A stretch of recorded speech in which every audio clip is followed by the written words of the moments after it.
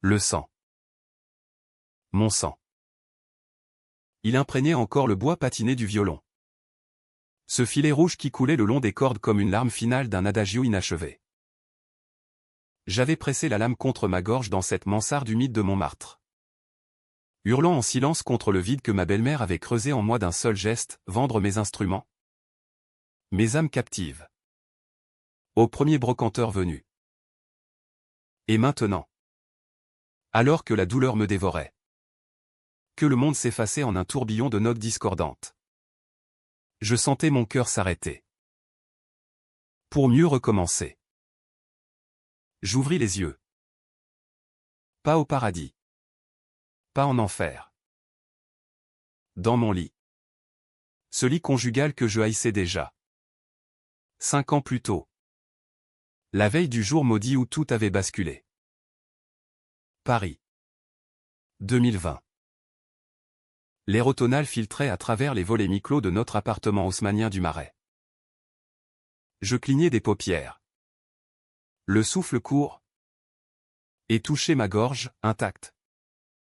Douce.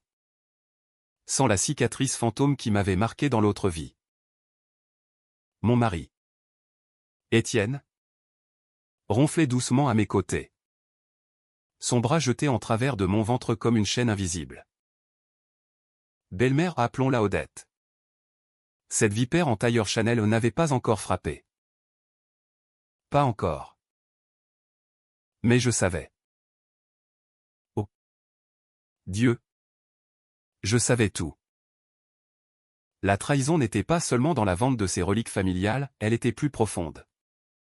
Un puits de mensonges qui avait empoisonné mon mariage. Ma carrière. Ma vie. J'étais revenu pour ça. Pour la détruire. Note par note. Secret par secret. Je me levai d'un bond. Nu sous la chemise de nuit en soie qu'Étienne m'avait offerte pour notre lune de miel, un cadeau empoisonné. Comme tout ce qui venait de sa famille. Le miroir de l'armoire me renvoya mon reflet, 28 ans. Les cheveux en cascade brune. Les yeux verts hérités de ma mère. Cette violoniste oubliée qui avait un jour fait vibrer Carnegie Hall. Oui. Carnegie Hall. Pas une fable de grand-mère. Mais une vérité gravée dans le vernis de ces instruments que j'avais chéris comme des enfants. Le violon Stradivarius de 1712. Transmis par ma lignée de musiciens errants. Avait résonné sous les doigts de mon arrière-grand-mère lors d'un concert mythique en 1927. Avec l'Orchestre Philharmonique de New York. À ses côtés. L'alto Garnery et le violoncelle Montagnana. Trio inséparable que j'avais hérité à 18 ans. Après la mort prématurée de mes parents dans un accident de voiture, un accident que j'avais toujours soupçonné d'être orchestré par les dettes familiales. Mais que j'ignorais encore à l'époque. Dans cette vie antérieure. J'avais tout sacrifié pour Étienne, ma tournée à Berlin. Mes répétitions avec l'orchestre de Paris. Pour épouser ce banquier fade aux ambitions médiocres. Odette, sa mère, avait tout manigancé. Ces vieux machins prennent la poussière. Ma chérie, avait-elle susurré un matin de printemps 2025. Alors que j'étais alitée. Enceinte de 6 mois de notre premier enfant, un enfant que je n'avais jamais tenu dans mes bras. Perdue dans l'avalanche de désespoir qui avait suivi. Elle avait fouillé mes affaires pendant mon sommeil fiévreux. Emballé les étuis dans du papier journal. Et les avait traînés jusqu'au vide-grenier du quartier. Ce marché aux puces sordides de Belleville où les reliques des défunts finissent en bibelots pour touristes. Vendu pour une bouchée de pain, 200 € le lot. Elle avait ri. En me racontant. Pensant me soulager d'un poids mort. Mais ces instruments n'étaient pas des objets, ils étaient mon sang. Mon héritage. La clé de ma liberté. Sans eux. J'avais perdu ma voix. Sans voix. J'avais perdu la raison. Et perdu la vie. Maintenant. Revenu. Je sentais la rage bouillonner comme un concerto de Beethoven en mineur. Je traversai la chambre sur la pointe des pieds. Ouvris l'armoire secrète derrière les robes que je n'avais jamais portées. Là, intact, dormaient mes trésors. Le Stradivarius luisait sous la lumière tamisée de l'aube. Ses courbes féminines invitant mes doigts tremblants. Je le saisis. Pressai l'archet contre les cordes. Et jouai. Une note. Grave. Lancinante, le la mineur qui avait ouvert le concert de Carnegie. Le son emplit la pièce. Vibrant contre les murs tapissés de livres d'Étienne, ces traités d'économie qu'il lisait pour impressionner son père. Ce fantôme absent. Étienne se réveilla en sursaut.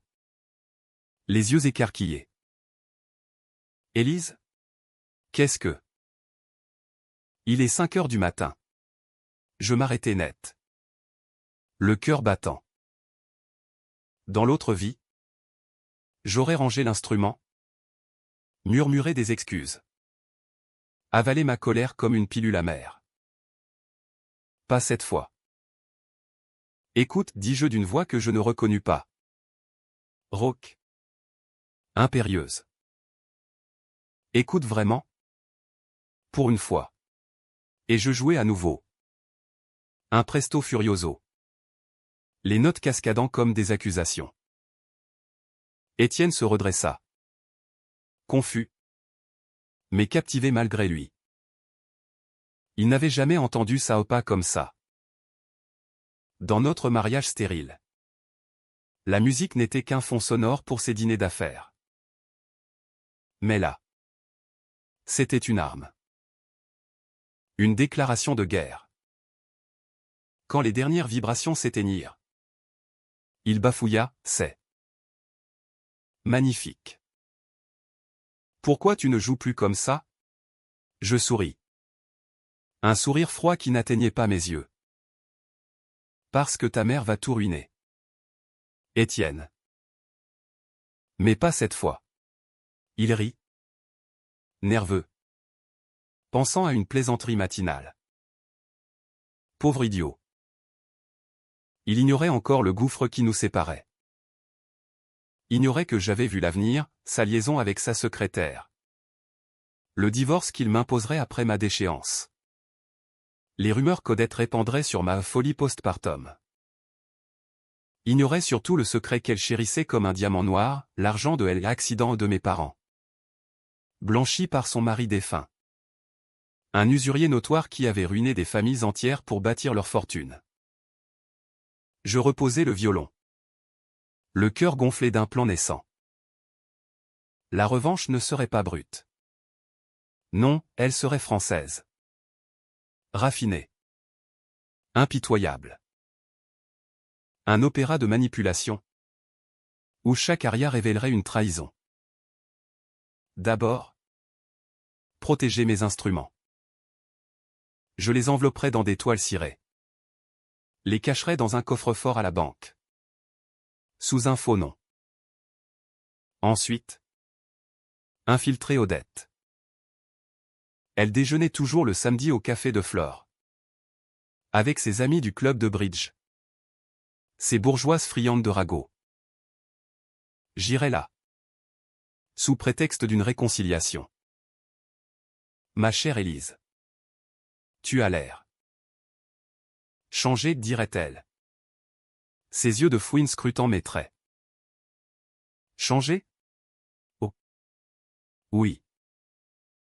Ressuscité. Le petit déjeuner fut un simulacre. Étienne, encore ensommeillé, parla de son promotion imminente à la BNP Paribas. On pourra enfin rénover la cuisine. Tu sais? Je hochai la tête. Distraitement. Ma main caressant la table où, dans l'autre vie, j'avais pleuré des nuits entières. Après son départ pour le bureau, je fouillai l'appartement. Pas encore Odette. Mais Étienne avait ses faiblesses. Dans son tiroir de bureau, Je trouvais les messages, RDV discret. 20h. Hôtel de Crillon. Baiser. Sophie. Sa secrétaire. Dans l'autre vie, j'avais découvert ça trop tard. Après la naissance avortée. Cette fois. Je notais l'adresse. Un sourire aux lèvres. Pas de scandale immédiat, une graine plantée. Midi sonna. J'appelais Odette. Maman, dis-je. La voix mielleuse comme du miel empoisonné. J'ai besoin de te voir. Urgemment. C'est au sujet de l'héritage. Silence à l'autre bout. Puis son timbre faux. Cristallin, ma pauvre petite. Qu'est-ce qui t'arrive? Viens à la maison. À Neuilly. On prendra le thé. Parfait. Neuilly. Son bastion. Avec ses salons lambrissés et ses secrets cadenassés dans le sous-sol. J'enfilai une robe simple. Noire aux couleurs du deuil que je lui réservais et pris un taxi. En route, je repensais à ma mort, le violon brisé sur le parquet. Le bébé qui s'en allait avec mon sang. Le saut dans le vide depuis la fenêtre. Non. Pas un saut, une chute forcée par le désespoir qu'elle avait semé. Cette fois. Ce serait elle qui chuterait. À Neuilly. La grille s'ouvrit sur un jardin impeccablement taillé. Où les rosiers grimpaient comme des mensonges. Odette m'accueillit sur le perron. Perche parfaite de la bourgeoisie, 60 ans. Blonde platine. Collier de perles qui masquait une gorge ridée. Élise. Ma chérie. Entre. Entre. Ses yeux me jaugeaient. Cherchant la faille. Dans le salon, le thé fumait dans des tasses de Limoges. Mais je refusais. Directement au fait. Maman. Mes instruments. Tu sais. Ceux de ma famille. Elle haussa un sourcil. Feignant l'innocence. Tes vieux trucs poussiéreux? Allons. Élise. Tu es musicienne. Pas brocanteuse. Ils ne servent plus à rien depuis que tu as arrêté les concerts pour Étienne. Touché.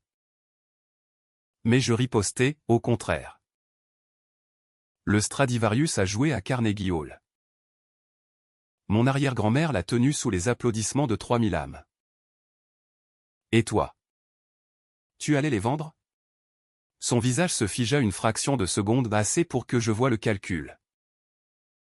Vendre? Qui t'a mis cette idée en tête? Ce sont tes affaires?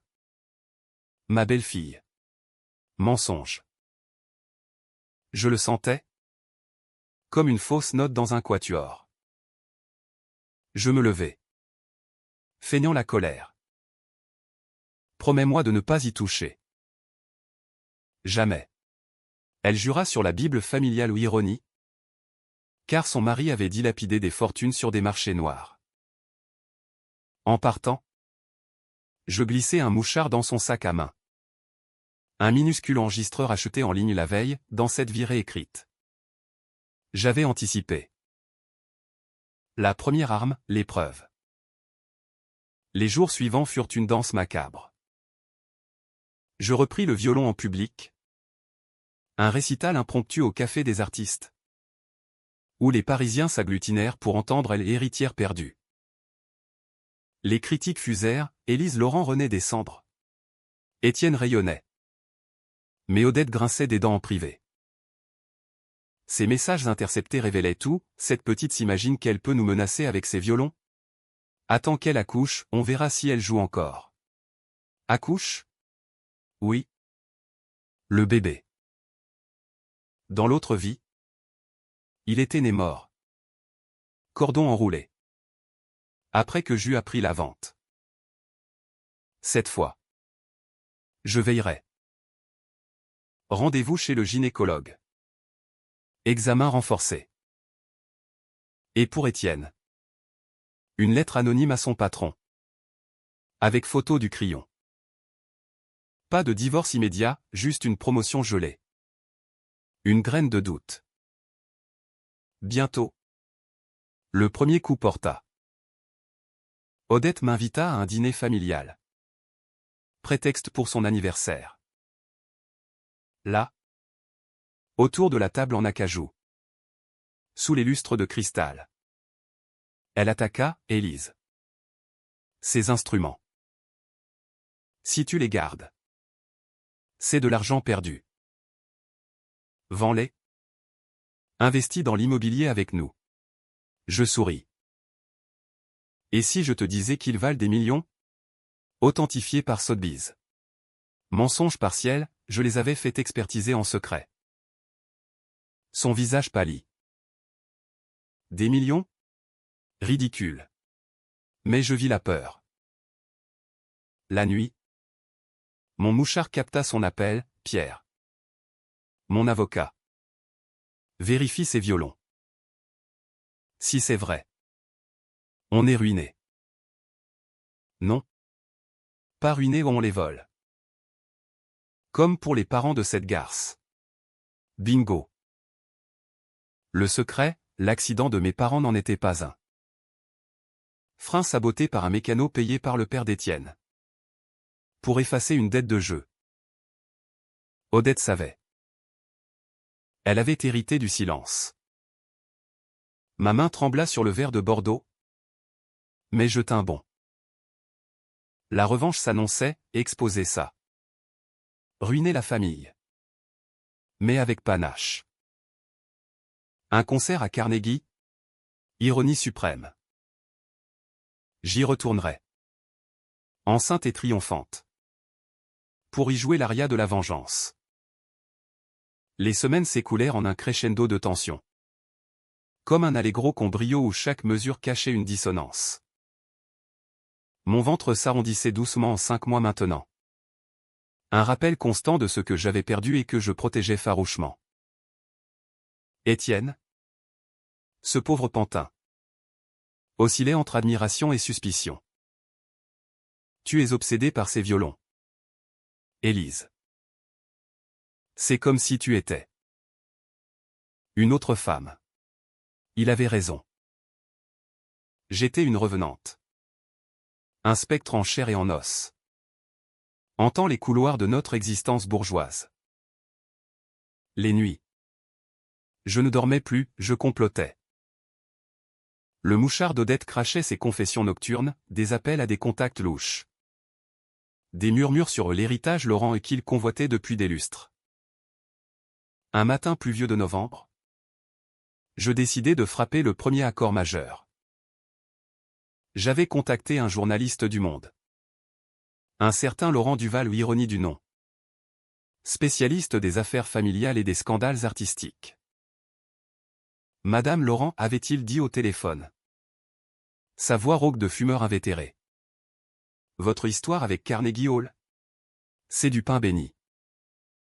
Mais la vente forcée par votre belle-mère. Ça pue le chantage. Je lui envoyai les expertises, le Stradivarius évalué à 4 millions d'euros. L'alto à 1,5. Le violoncelle à 2,8. Publié lui dis-je. Mais attendez mon signal. Et creusez sur les Duval oh non. Sur les parents d'Étienne.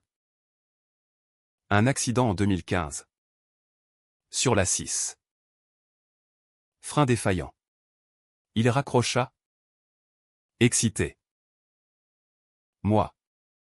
Je vomis dans l'évier. Les hormones et la haine se mélangeant en un cocktail acide. Odette. Sentant le vent tourner. Intensifia ses assauts. Elle débarqua un après-midi. Un panier de madeleine à la main, geste proustien. Mais empoisonné. Ma chérie. Tu es pâle. Laisse-moi m'occuper de toi. Ses yeux glissaient vers l'armoire où j'avais dissimulé les instruments avant de les bancaires. Je la laissai entrer. Jouant la vulnérable. Assise dans le salon, face à la scène qui coulait grise dehors, elle attaqua ses violons. Ce ne sont que des souvenirs. Élise. Ton avenir est ici. Avec Étienne. Avec le bébé. Pense à l'argent. On pourrait acheter une maison à Deauville. Je sirotais mon thé. Les doigts crispés. L'argent? Comme celui que vous avez pris à mes parents? Elle sursauta. Sa tasse tintant contre la soucoupe. Quoi? Tes parents? Un tragique accident. Ma pauvre. Je sortis mon téléphone. Jouer l'enregistrement, sa voix. Claire comme un cristal brisé. On les vole. Comme pour les parents de cette garce. Son visage devint cireux. Où as-tu? C'est monté de toutes pièces. Mais je vis la panique. La sueur perlant sur sa poudre de riz. Odette, dis-je calmement. Je sais tout. Les dettes de ton mari. Le mécano grassement payé. Les assurances encaissées. Vous avez tué ma famille pour 500 000 euros. Et maintenant? Vous voulez mes violons pour boucher d'autres trous? Elle se leva d'un bond, renversant le plateau. Salope! Tu n'as aucune preuve. Mais j'en avais, Duval avait déjà des pistes. Des virements bancaires suspects. Elle partit en claquant la porte, jurant des représailles. Ce soir-là, Étienne rentra tard. L'air défait. Maman est venue? Elle est furieuse. Quelque chose sur tes instruments? Je feignis l'innocence. Elle voulait les vendre? Encore. Mais je l'ai arrêté. Il soupira, se passant la main dans les cheveux. Élise. Tu changes tout. Sophie. Ma secrétaire. Elle a démissionné. Et mon patron me surveille. Parfait. Les graines germaient. La grossesse avançait. Un bouclier et une faiblesse. Je repris les leçons privées, transformant notre appartement en salon musical. Des élèves affluent, des prodiges du conservatoire, des expatriés américains rêvant de Paris. L'argent coulait au pas des millions. Mais assez pour l'indépendance. Odette contre-attaqua sournoisement, des rumeurs chez les amis communs. Élise est hystérique. Enceinte et parano. Mais je ripostais en public. Un interview à France Musique, mon héritage musical. Volé par l'oubli familial. Carnegie Hall n'est pas qu'un souvenir, c'est mon sang. Les auditeurs appelèrent. Des dons affluèrent pour une fondation que je créai in extremis, Violon pour l'avenir. Noël approchait. Ce piège familial. Nous devions dîner à Neuilly. Étienne insista, pour le bébé. Élise. Une trêve. J'acceptais. Mes armées. Sous ma robe de velours rouge aux couleurs du sang versé. Je portais un microfilm dissimulé dans un collier. Relié à un avocat que j'avais engagé en secret. Maître Lefebvre. Un requin des tribunaux parisiens. À table. L'ambiance était électrique. Odette. Radieuse en façade. Servit le foie gras avec un sourire carnassier. À la famille, Trinquat-et-elle. Je levai mon verre d'eau minérale. À la vérité. La conversation dérapa vite. Élise. Ces histoires de violon. Tu exagères, lâcha Étienne. Mal à l'aise. Odette en profita, oui. Ma chérie. Laisse tomber. Pense au bébé. D'ailleurs. As-tu fait le test ADN? On ne sait jamais. Avec ton passé de bohème. Insulte voilée, mes parents. Mes origines sales. Je sentis la rage monter. Mais je la canalisai. Le passé? Comme celui de ton père. Étienne? L'usurier qui a ruiné des vies? Silence de mort. Odette blêmit. Comment oses-tu? Je sortis mon atout, une photo du mécano. Trouvé par Duval. Avec un chèque au nom du père d'Étienne. J'ose. Parce que je sais. Étienne se leva. Rouge de colère. C'est absurde. Maman? Dis-lui que c'est faux. Mais Odette. Acculée. Craqua. C'était il y a 20 ans. Ton père était endetté jusqu'au cou. Les Laurent devaient nous 300 000 € de jeu. L'accident. C'était un mal nécessaire. Les mots tombèrent comme un coup près. Étienne s'effondra sur sa chaise. Le monde s'écroulant. Moi. Je pressai le bouton d'enregistrement. Pour la postérité, murmurai-je. La soirée dégénéra en hurlements, Étienne partit en trombe. Me laissant seul avec la vipère. Dehors. Sous la neige naissante. Odette me rattrapa. Tu me ruines. Élise. Mais souviens-toi, la famille.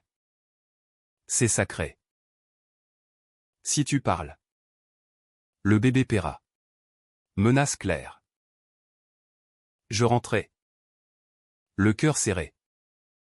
Mais victorieuse. Duval publia l'article le lendemain, le scandale des violons oubliés, meurtre familial et héritage volé. Paris s'enflamma. Appel des médias. Police chez Odette. Elle nia tout. Mais les virements parlaient. Étienne me supplia, divorçons avant que ça empire. Je refusai. Non. On finit ça ensemble. Le bébé bougea en moi. Un coup de pied farouche. Comme un archet sur les cordes. La vengeance n'était qu'à mi-chemin, le climax approchait. Avec un twist que même moi. Revenante. N'avais pas vu venir. Janvier 2021. Paris sous la neige. Un manteau blanc masquant les fissures de la ville comme Odette masquait ses crimes. L'article de Duval avait fait l'effet d'une symphonie tonitruante, enquêtes ouvertes. Titre à la une du Figaro. Débats enflammés sur BFM où des experts disséquaient la bourgeoisie française et ses secrets enfouis. Odette, sommée par la justice, avait fui à son chalet de Megève, prétextant une dépression. Étienne, brisé, vivait chez un collègue, évitant mes appels. Je ne peux plus. Élise. Tu as détruit ma famille. Détruit? J'avais libéré la mienne. Seul dans l'appartement. Le ventre lourd de 7 mois. Je jouais pour le bébé. Des berceuses de forêt. Doux comme un murmure. Mais entrecoupé de crescendo rageurs de Paganini. Les instruments? Récupérés de la banque. Trônait sur un autel improvisé, le Stradivarius au centre. Flanqué de ses frères. J'avais refusé les offres d'achat folles 10 millions pour le trio. Préférant les garder comme talisman. Un agent de Carnegie m'avait contacté, revenez jouer. Madame Laurent. Votre histoire inspire. Ironie, fouler ses planches ancestrales. Enceinte? Pour un concert hommage à mon arrière-grand-mère. Mais d'abord, survivre à l'accouchement. Les nuits étaient pires. Des cauchemars ou Odette. L'âme à la main. Ouvrait mon ventre comme un étui à violon. Était-ce la paranoïa de la revenante? Ou un pressentiment? Lefebvre. Mon avocat. Me mit en garde, elle prépare une contre-attaque. Demande de garde exclusive pour le bébé.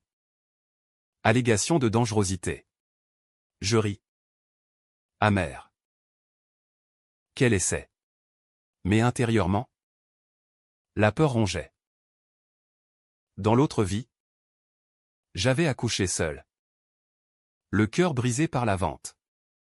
Perdant tout.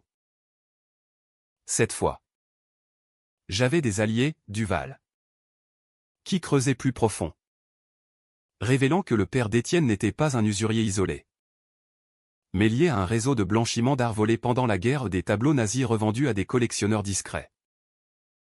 Un appel anonyme brisa la routine. Voix déformée. Accent provençal, fuyez. Madame. Odette, c'est pour le concert. Elle enverra des hommes. Le mécano? Un complice? Je raccrochai. Le sang glacé. Et appelai la police. Protection renforcée, une voiture banalisée devant l'immeuble. Mais Paris est une toile d'araignée, les ombres pullulent. Le 15 janvier. Contraction précoce. Hôpital Cochin. Sirène hurlante. Étienne arriva enfin. Hagard. Le bébé. Est-ce que ça va? Je serrai sa main. Feignant l'amour. C'est notre chance. Étienne. Laisse-le passer. L'accouchement fut un calvaire, 18 heures de douleur. Évoquant ma mort passée. À 3 heures du matin. Sous les néons crus. Naquit Louise, prénommée d'après ma mère. 3,2 kilos. Cri strident comme une ouverture de Rossini. Étienne pleura, moi. Je sentis la boucle se refermer. Mais au sortir de la maternité, l'horreur, Odette. En robe de deuil théâtral. Attendait dans le hall avec un juge aux affaires familiales. Élise Laurent.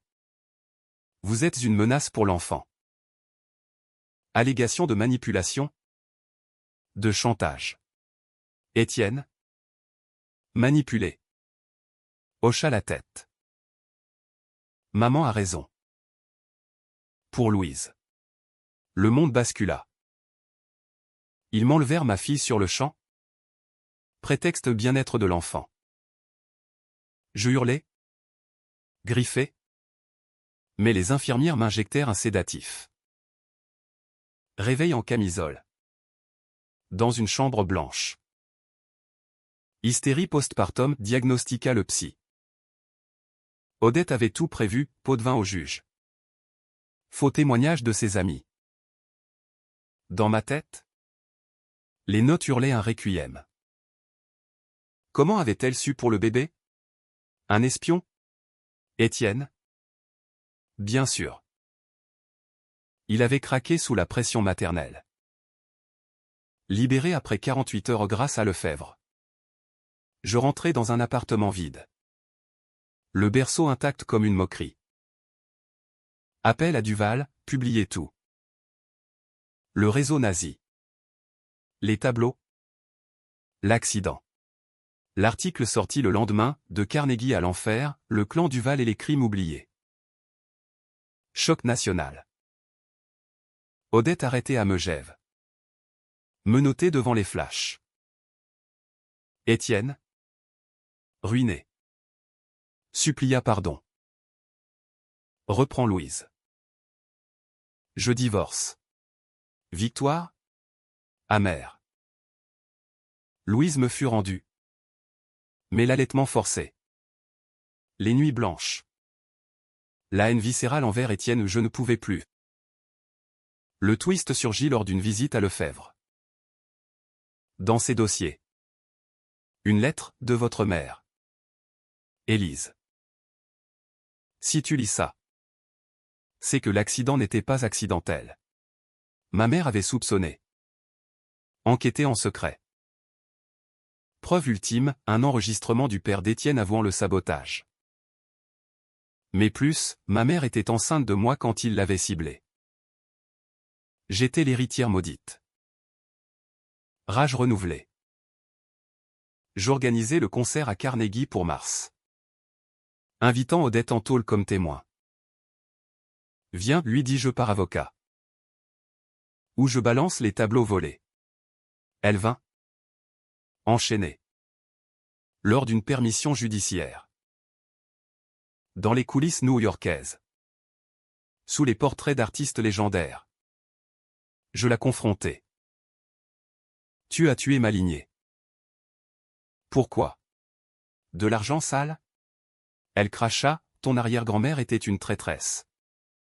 Une collaboratrice. Nos familles se haïssent depuis 1940. Twist, le violon de Carnegie avait servi à distraire des nazis pendant un vol de résistants. Ma famille. Héros, la sienne. Profiteur. Odette rit, et ton mari? Il est de mon sang. Il t'a trahi dès le début. New York. Mars 2021. La grosse pomme mordait dans l'hiver tardif. Ses gratte-ciel comme des arêtes acérées contre le ciel plombé. Carnegie Hall. Ce sanctuaire de bois et d'or. M'accueillit comme une amante revenue. Louise. Emmaillotée dans mes bras. Gazouillée au rythme des échos. Étienne avait fui en Suisse. Avec ce qui restait de la fortune familiale, une lâcheté prévisible. Odette.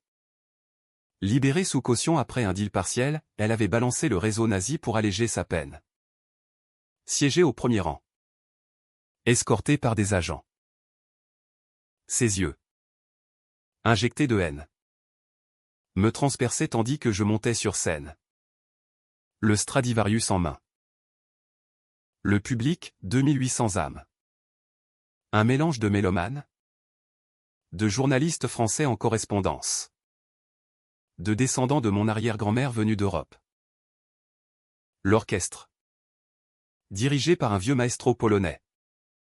Inclina la tête. Pour les fantômes, murmurai-je dans le micro. Puis. L'archet frappa, l'ouverture du concerto de Sibelius. Furieux. Tourmenté. Les notes jaillirent. Un torrent de vengeance. Chaque vibrato accusait Odette, chaque pause. Un souvenir de ma mort. À l'entracte. Chaos, un homme en costume sombre s'approcha d'elle. Murmura. Mon garde du corps engagé après la menace l'intercepta. Qui êtes-vous, grogna-t-il. L'homme s'échappa. Mais je reconnus son visage des dossiers de Duval, un collectionneur d'art volé. Lié au père d'Étienne. La seconde partie fut mon opéra personnel. Pas seulement Sibelius, un medley improvisé, air de mon arrière-grand-mère. Extrait d'enregistrement craquelé de 1927. Puis. Pause, je parlais. Ce violon a vu la gloire. Et la trahison. Ma belle-mère l'a vendu. Ignorant son histoire. Mais pire, elle a vendu des vies. Projecteur sur Odette. Qui se leva. Hystérique. Mensonge. Elle est folle. Agents la plaquèrent. Je continuais, écoutais. Et je jouais un air funèbre. Tandis que sur grand écran défilaient les preuves, virement. Enregistrement. Photo du mécano. Le public hurla. Applaudit. Pleura. Pas un concert, un procès. Après. Dans les loges. Odette me confronta. Libre un instant. Tu crois avoir gagné? Ton bébé. Louise et de moi. Étienne et moi. On a tout planifié. Ton accident au passé? On l'a provoqué. Aveu final. Dans l'autre vie, ils avaient saboté mes freins après la vente. Pour m'éliminer comme mes parents. Mais le twist ultime, Louise n'était pas d'Étienne.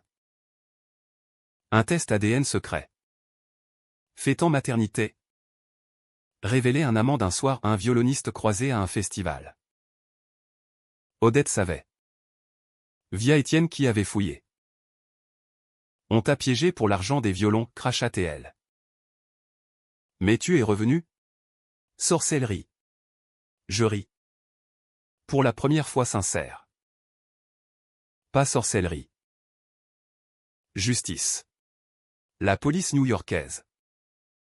Alertée par Interpol. L'embarqua pour extradition. De retour à Paris. Triomphe, procès en France. Odette condamnée à 20 ans pour meurtre et escroquerie. Étienne. Extradé. Prix 10. Les instruments? Donnés à une fondation.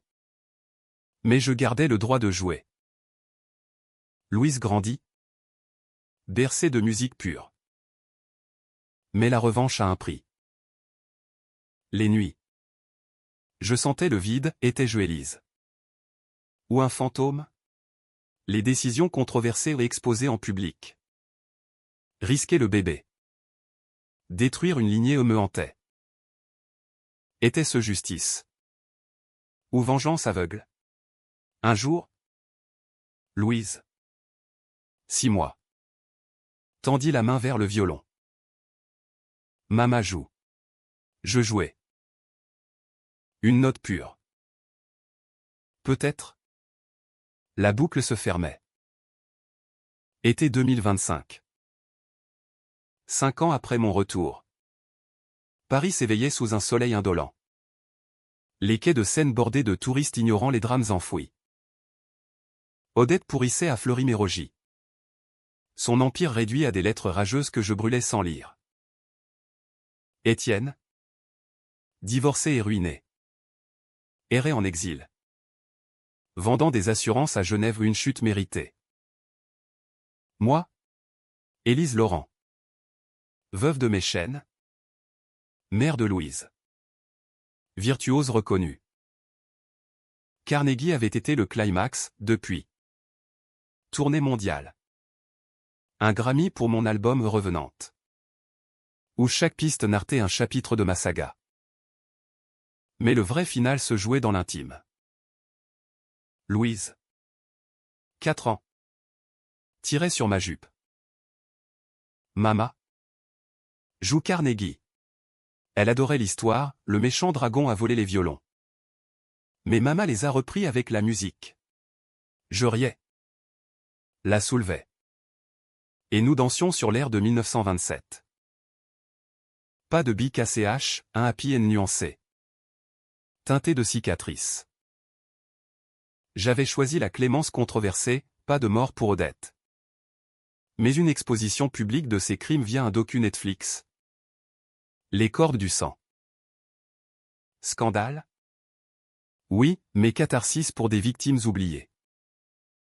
Un matin. Une lettre, de la prison. Élise. Je me repens.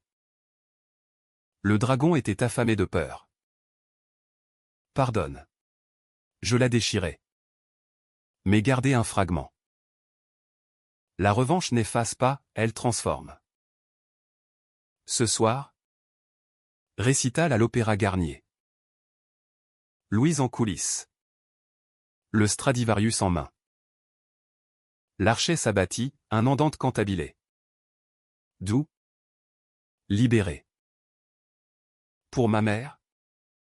Pour l'arrière-grand-mère. Pour la femme que j'étais avant la lame. Et dans la dernière note. Je sentis, je vivais. Vraiment.